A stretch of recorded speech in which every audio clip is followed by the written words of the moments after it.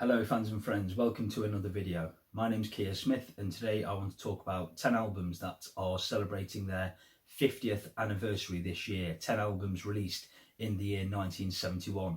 I read an article a while back suggesting that 1971 was the year for rock music, and I sat and thought about this for a short while and immediately 5 or 6 albums rolled off my tongue. And so I've put together a top 10 list, my personal favourites from the year 1971, and I'll share them with you now in order of release date. In February 1971, the Yes album was released and the supremely talented Steve Howe came in on guitar to replace Peter Banks, and immediately the chemistry within the band, the sound, the performances and the songs improved tenfold. This isn't quite as expansive as their later prog rock classic albums, but you can see the direction that the band are going in with songs like Yours Is No Disgrace, Perpetual Change and I've Seen All Good People. Starship Trooper is probably my favourite song on the album. Adventure is nice and Clap is probably the odd one out here, a short country acoustic flavoured number, but that's a nice tune too. But all across this album, Steve Howe glides around the fretboard, Tony Kaye's keyboard work is excellent, and Bill Bruford on drums and Chris Squire on bass. Masters of their instruments and led by John Anderson's ethereal vocals and mystical lyrics. This is a clever, creative and skillful album, and the best was yet to come.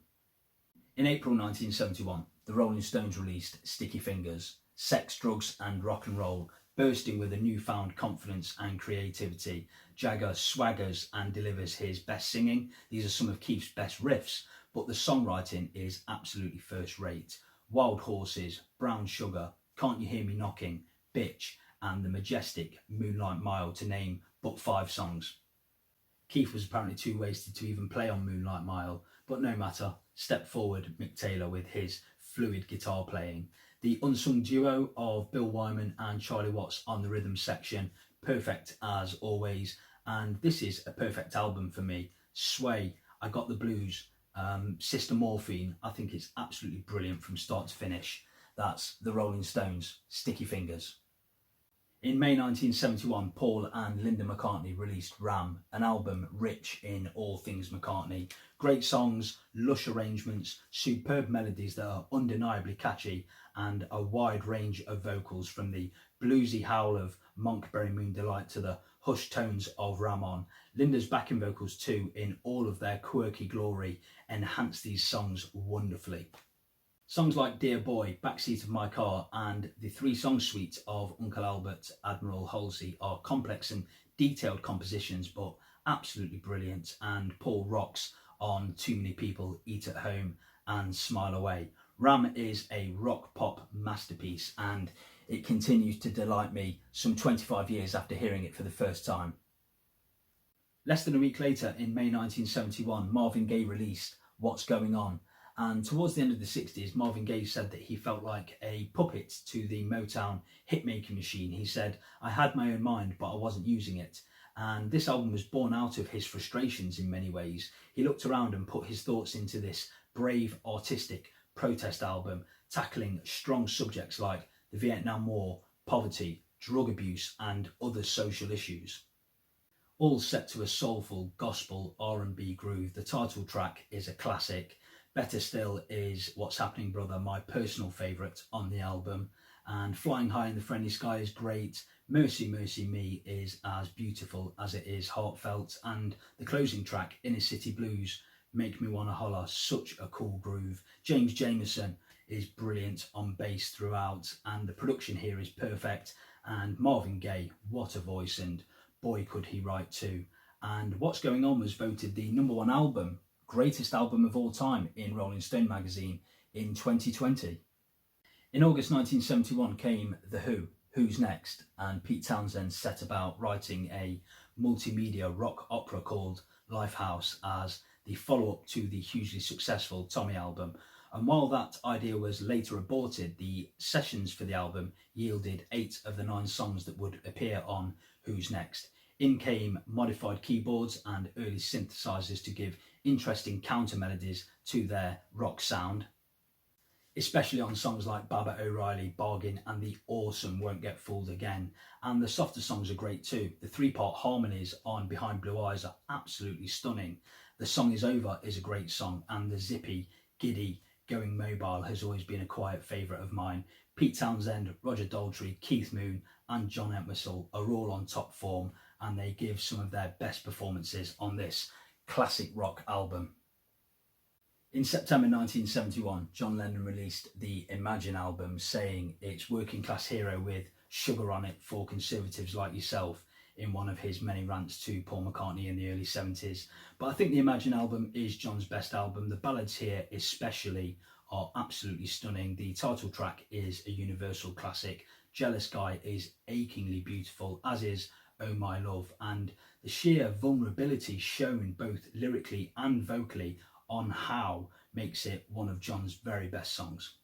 And we get snarling rockers like Gimme Some Truth, I Don't Want to Be a Soldier and How Do You Sleep, as well as playful numbers like Crippled Inside and the lovely closing track Oh Yoko. Phil Spector works wonders on strings and production, Nicky Hopkins superb on piano, and some of George Harrison's guitar parts here are among his best. And as always, Yoko is at John's side, pushing him to new creative peaks. Make no mistake, this is a great album. In October 1971, we got Don McLean's American Pie album, and although the rampant title track details the tragic deaths of 50s rock and roll stars, Ritchie Valens, Buddy Holly and the Big Bopper, it is an incredible composition, a rock and roll classic and a huge favourite of mine since I was around about 10 years old. Vincent too is a lovely song, beautifully picked on the acoustic guitar, very melodic. Empty Chairs and Crossroads are both thought-provoking and profound lyrics, sad yet hopeful, beautiful songs. The war-torn, harrowing tale of the grave is another great song. We do get some light relief with Everybody Loves Me Baby, which we can all laugh at and dance to. Winterwood, Till Tomorrow are both good songs, and this is a great collection of songs by one of America's greatest singer-songwriters. The amount of depth and emotion that's put into these songs can sometimes be a little bit overwhelming, but I love it. Don McLean, American Pie.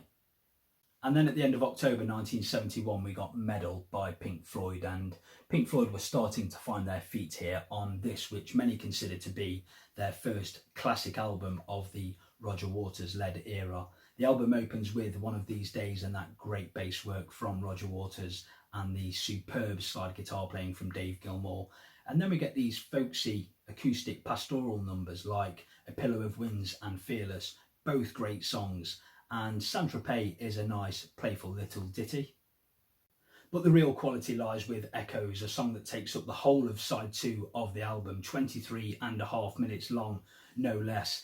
An incredible journey through the oceans of progressive rock, a superb suite of musical ideas, some great guitar parts throughout from Dave Gilmour in particular, and his and Richard Wright's vocals were starting to blend beautifully together. Roger Waters' lyrics were improving. Medal is an artistic leap for the band, and Dark Side of the Moon was just around the corner. In November 1971 came the Untitled album by Led Zeppelin, or Led Zeppelin 4 as it's most commonly known. Never had a band rocked quite like this. John Bonham pounds those drums, Robert Plant belts those vocals out, and Jimmy Page elevated himself to guitar god status with those incredible riffs and outstanding guitar solos.